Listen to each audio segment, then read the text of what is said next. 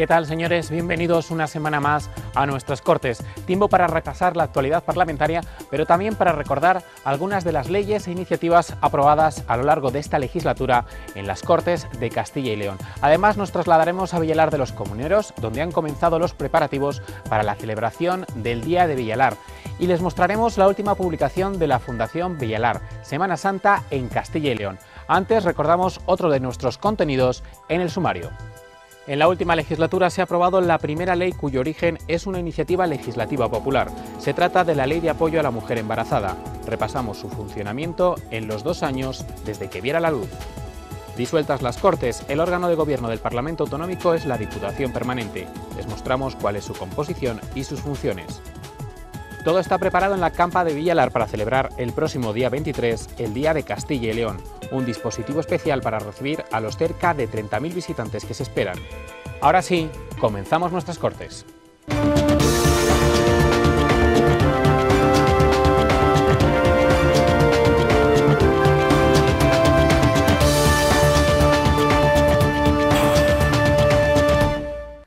Hace más de 2 años, en diciembre de 2008, se aprobaba la primera iniciativa legislativa popular en estas Cortes. Más de 40.000 firmas pedían la creación de la Red de Apoyo a la Mujer Embarazada. Tiempo ahora para repasar lo que era un proyecto y ya se ha convertido en una realidad.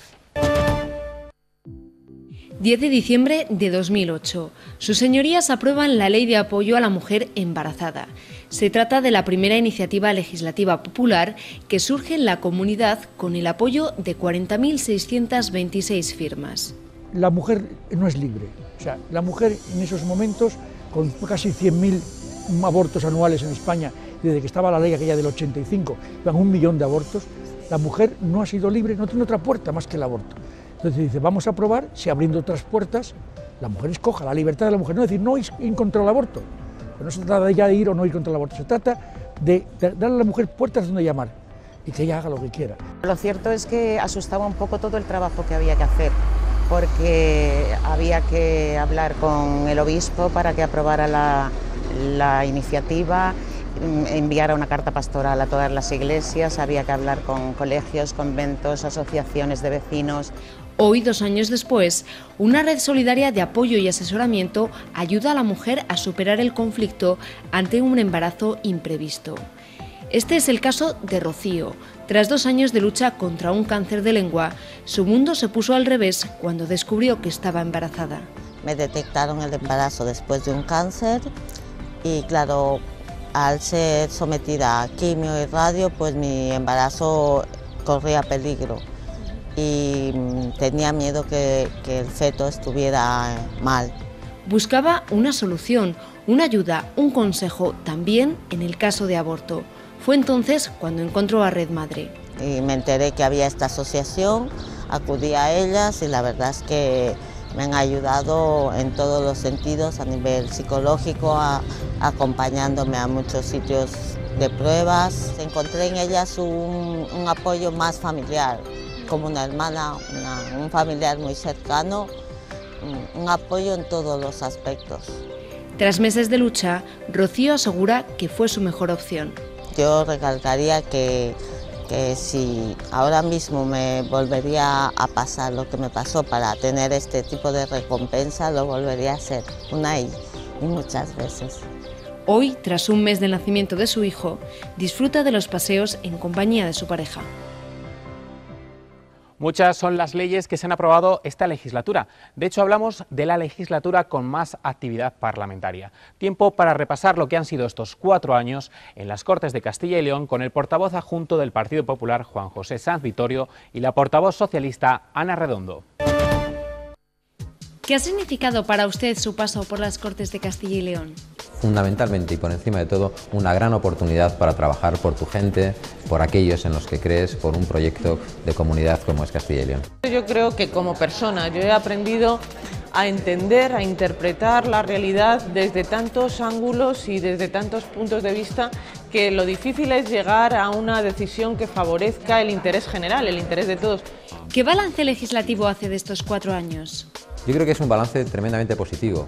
Por una parte, ha sido probablemente la legislatura de una mayor producción legislativa y también una mayor producción de iniciativas, por tanto es positivo, pero sobre todo además ha sido la legislatura en la que las Cortes se han ocupado de aquellos aspectos del desarrollo del Estatuto que afectan fundamentalmente a las personas.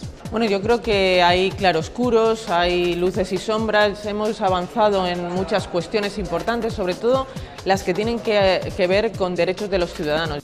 ¿Qué tema o asunto le ha gustado defender? Desde el punto de vista personal, probablemente el más emotivo fue la ley para la declaración del Parque de la Sierra Norte del Guadarrama. Desde el punto de vista político, probablemente las distintas intervenciones en el debate sobre el estado de la comunidad que se hace cada año.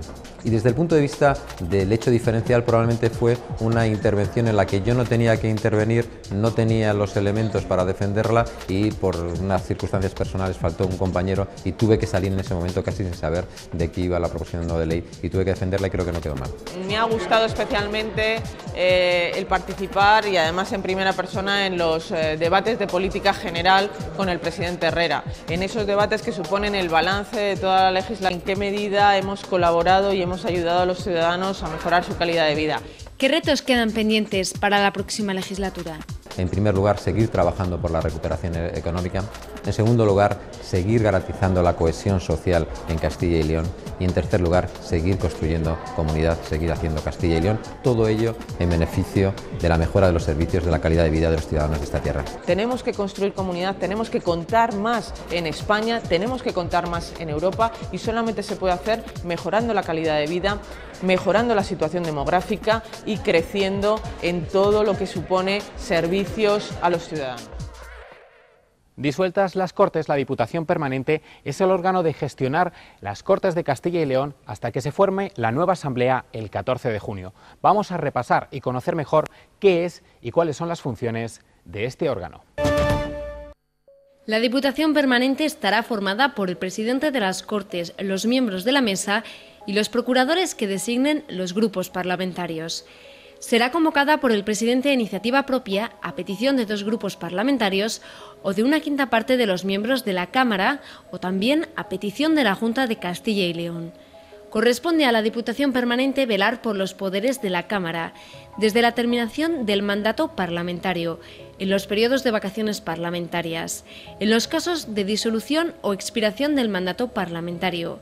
También ejercerá, cuando corresponda, el control de la legislación delegada. Podrá también autorizar créditos extraordinarios o suplementos de crédito a petición de la Junta de Castilla y León y podrá acordar la interposición de recursos de inconstitucionalidad. También, en el periodo de vacaciones parlamentarias, podrá solicitar la convocatoria de las Cortes y el presidente las convocará si así lo acuerda la mayoría absoluta de sus miembros. Finalmente, podrá además desempeñar cualquier otra función que le encomiende el reglamento de la Cámara y las diversas leyes. Ya estamos en Semana Santa y la Fundación Villalar se ha querido acercar a un periodo tan significativo y tan celebrado en la comunidad. Muchos son los pueblos y ciudades de Castilla y León que reviven la Pasión de Cristo. Esta semana se ha presentado en Zamora la publicación Semana Santa en Castilla y León, una obra de casi 250 páginas en las que su autor, el historiador Javier Burrieza, ha recogido las imágenes de este periodo que junto a los textos enseñan y muestran los detalles y sentimientos de cómo se viven estos días. Para poder realizar la publicación se han invertido más de 2 años de trabajo y se ha contado con la colaboración de más de 16 fotógrafos que han cedido su trabajo de años para que se incluyan en este libro. En los textos se hace un recorrido desde los orígenes del nacimiento de las cofradías a los cambios que han influido en la Semana Santa. La Fundación rinde un homenaje a la Semana Santa de toda Castilla y León, porque sabemos que es una manifestación popular única, pero al mismo tiempo en cada provincia, con sus singularidades, está siendo pues cada vez más arraigada a la forma de ser y de sentir como seña de identidad lo que somos en Castilla y León. Si analizamos la Semana Santa en España o en el mundo hispánico, pues Castilla y León es un espacio único para la Pasión. En 9 provincias reunimos realidades tan diferentes, tan distintas, tan ricas, tan heterogéneas, pero también con elementos comunes, con una historia o con unos cimientos comunes. Todo está listo en el municipio vallisoletano de Villalar de los Comuneros para celebrar el Día de Villalar. En la campa se esperan más de 30.000 personas. Vamos a repasar en los próximos minutos cuáles son las actividades para celebrar el Día de Castilla y León. Además, les mostraremos el dispositivo en el que participan sanitarios, protección civil y cuerpos y fuerzas de seguridad del Estado. El próximo día 23 la diversión en Villalar estará asegurada para todos. Una amplia programación hará disfrutar a pequeños y mayores durante toda la jornada festiva. Los actos iniciarán la noche anterior con la actuación de la orquesta Big Gang a las 11 de la noche en el escenario de la Campa de Villalar. Esa misma noche todo el que lo desee podrá dormir al aire libre, a la espera de la gran celebración. Todo un acontecimiento nocturno que el año pasado logró atraer a 3.000 personas. Por la mañana comenzarán los actos de la misma fiesta. Desde las 11, adultos y jóvenes podrán disfrutar de la compañía de gaiteros de Zamora, Soria y Ponferrada y un grupo de malabaristas y zancudos. También amenizarán la jornada los gigantes y cabezudos y una exhibición de juegos tradicionales y danzas regionales de Castilla y León. Todo ello acompañado de diversas actuaciones de música tradicional en el escenario.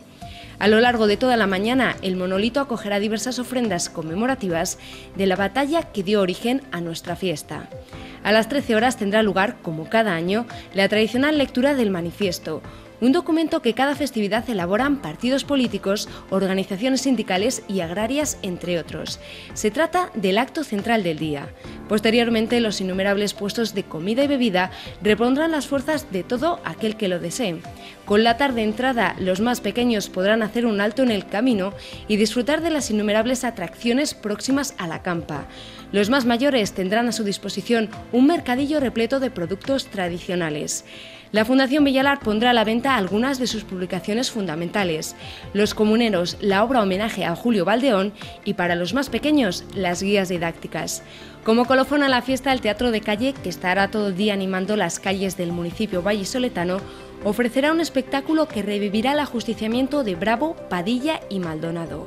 Esperamos verles allí y que disfruten. No nos movemos de Villalar de los Comuneros, porque esta semana lo hemos elegido como nuestros rincones. Junto al director de la Fundación Villalar, Javier Merlo, recorremos las últimas instalaciones e infraestructuras puestas en marcha para ponerse al servicio de todos los castellanos y leoneses que quieran celebrar el Día de Villalar. Hola, ¿qué tal? Bienvenidos a Villalar.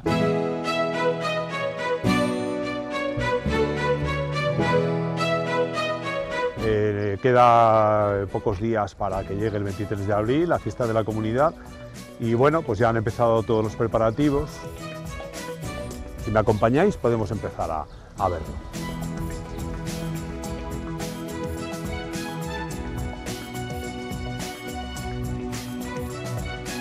Bueno, la primera parada, estamos en el Ayuntamiento de Villalar y entramos en el recinto que va a utilizar las agencias de prensa para emitir sus comunicaciones. Están los operarios de Telefónica ya trabajando en la instalación de las infraestructuras de telefonía que necesitarán. Y bueno, tenemos al alcalde en funciones, a Florentino Carreño, que es el alcalde ahora mismo de Villalar, y estamos en las dependencias del ayuntamiento donde se suelen conceder precisamente pues, todos los permisos para los feriantes y tienen que solicitarlo aquí, desde aquí lo gestionan.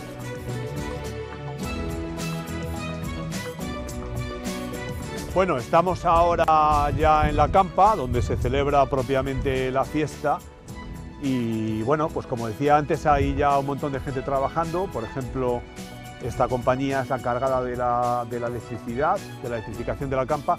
Se están empezando a instalar ya las torretas de iluminación y están empezando a habilitar, si nos vamos acercando lo podemos ver, los puntos que se han hecho nuevos después de la obra que se ha hecho durante algunos años para que las carpas que se van instalando de partidos y entidades, instituciones, particulares también tengan los servicios de luz, agua. Yo creo que se está pudiendo ver ya el nuevo centro de control que se va a inaugurar este año y este centro va a estar destinado a albergar todos los servicios de la Junta de Castilla y León el día de Villalar. También se puede ver que están extendiendo en este momento la gravilla, que esto el sentido que tiene es que si llueve, parece que la previsión es un poco que estos días sean de lluvia, pues que filtre, que drene un poco el agua y que no se formen barrizales que luego pues hacen bastante incómodo lo que es la entrada a la campa, que es justo esto que estamos viendo.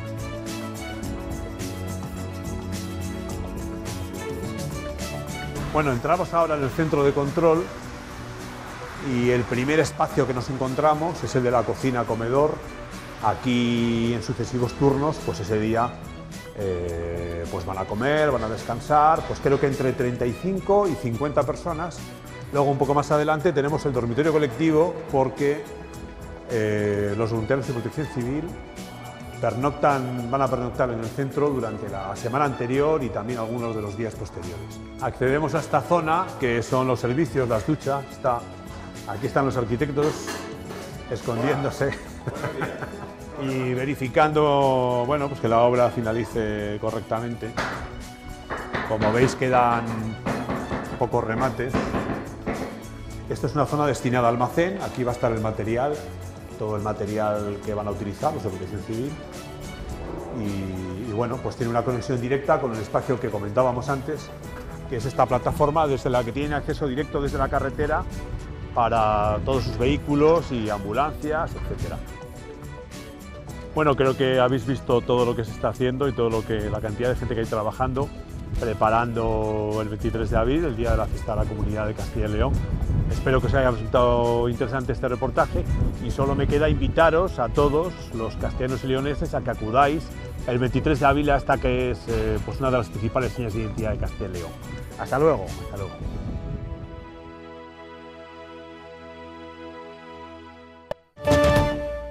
Seguimos hablando de la celebración del Día de la Comunidad y nos vamos a acercar a sus orígenes históricos. Muy cerca de aquí, en el Salón de Recepciones, se encuentra nuestra compañera Elisa Ruiz con el historiador Mariano González Clavero. Así es, Carlos, si ustedes todavía no conocían la historia actual de Castilla y León, la historia por la que se celebra la fiesta de la comunidad el 23 de abril, nosotros hoy la repasamos con el historiador Mariano González. Mariano, bienvenido al programa Nuestras Cortes. Buenas, ¿qué tal? A mí me gustaría, Mariano, que en primer lugar nos explicaras por qué se conmemora esta fiesta. Bueno, se conmemora por la famosa batalla de Villalar en que se acaba el movimiento comunero contra el emperador Carlos V de Alemania, primero de España. Es un movimiento muy complejo.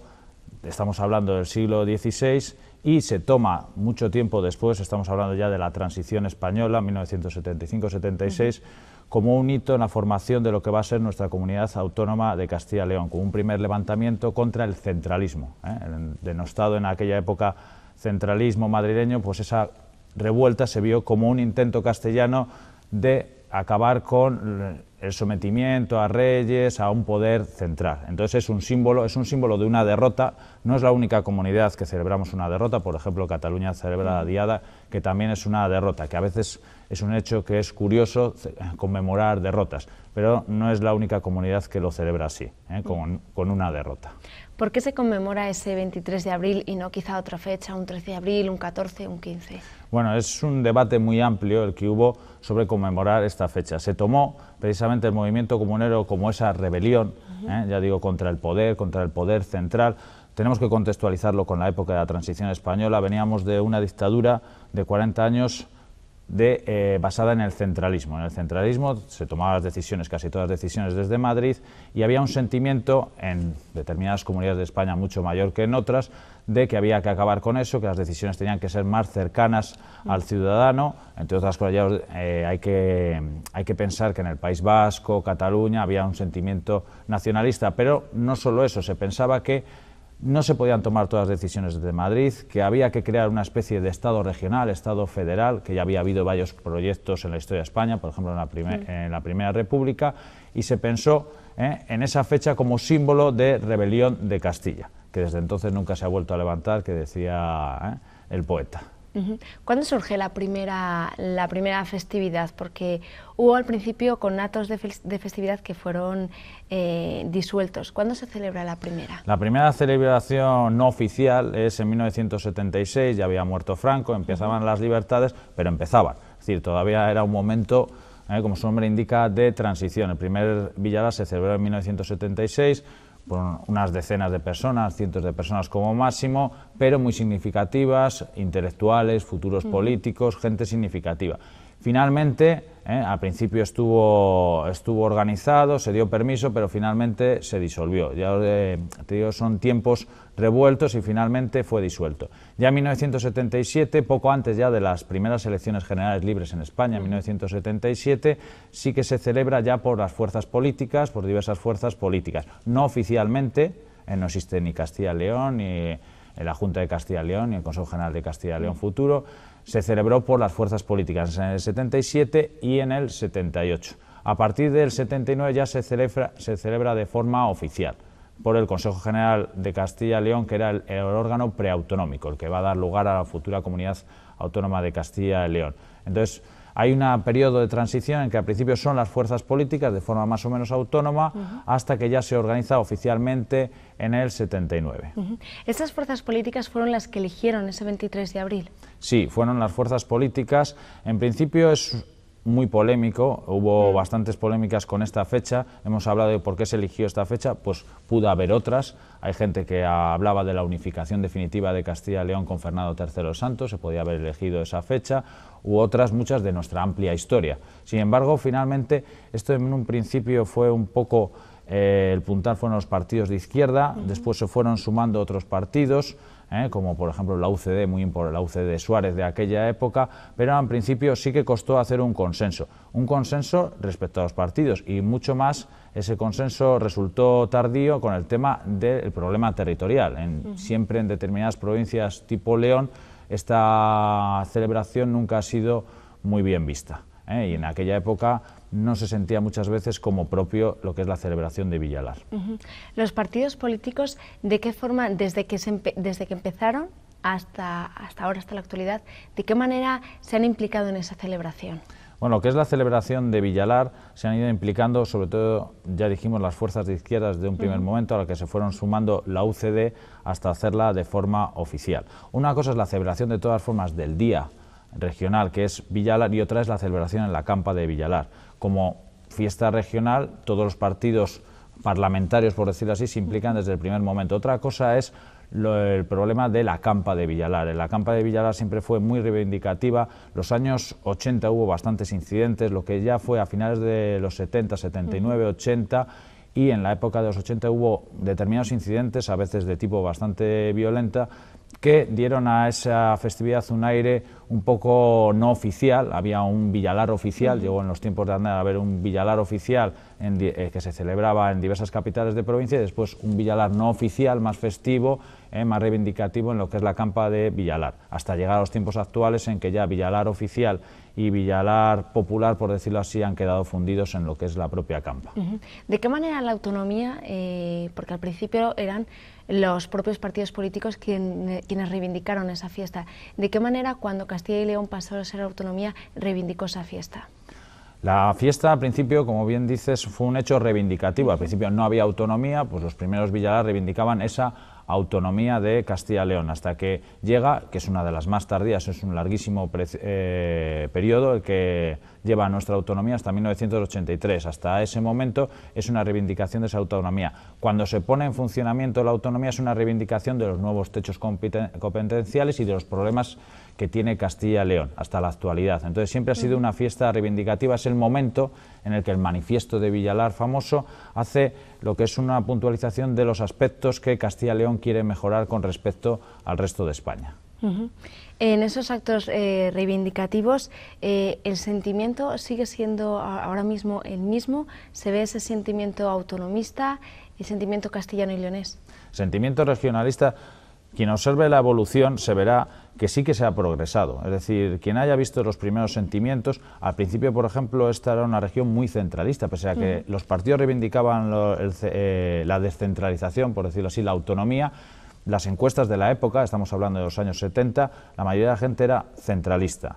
La cuestión es que poco a poco se ha asumido la autonomía, poco a poco se ha reivindicado esa autonomía y hoy en día está en nosotros la autonomía. Al principio Cuando se crea el presidente de la Junta de Castilla y León eran 40 funcionarios, por decirlo así. Hoy lo vemos en sanidad, en la educación. Entonces, el sentimiento autonómico poco a poco va enraizando en lo que es la gente, sobre todo en las nuevas generaciones. Hay que darse cuenta que, por ejemplo, existe en esta comunidad, que son 9 provincias, un gran sentimiento provincial. Sí. Las provincias llevan casi 200 años entre nosotros. La autonomía de Castilla y León apenas se puede decir que tiene 30 años. Ese intento autonómico. Entonces la cuestión es que el paso del tiempo parece que va asentando, pese a que hay muchos problemas, siempre esta autonomía tiene esos problemas de si hay un verdadero sentimiento autonómico, pero forma parte ya de nuestra vida en muchos aspectos básicos. Como historiador de la autonomía de Castilla y León, ¿cuál sería la llave o el fundamento para que los castellanos y leoneses tuviéramos un mayor sentimiento hacia nuestra tierra? Bueno, el sentimiento siempre, esto es un debate, si tenemos sentimientos. Yo creo que sí que tenemos cariño a nuestra tierra, siempre. Castilla y León, a veces también se dice, como es tan grande, esta comunidad es la mayor autonomía, a veces nos disolvemos un poco, pero yo creo que ese sentimiento se va creando poco a poco. Antes nadie decía que era castellano y leonés, ahora sin embargo se ve, deportistas sacan la bandera de Castilla y León. Eso, que hoy no nos extraña, hace muy poco era inimaginable. Las nuevas generaciones sí que siempre, ahora ya van diciendo muchas veces que son de Castilla y León.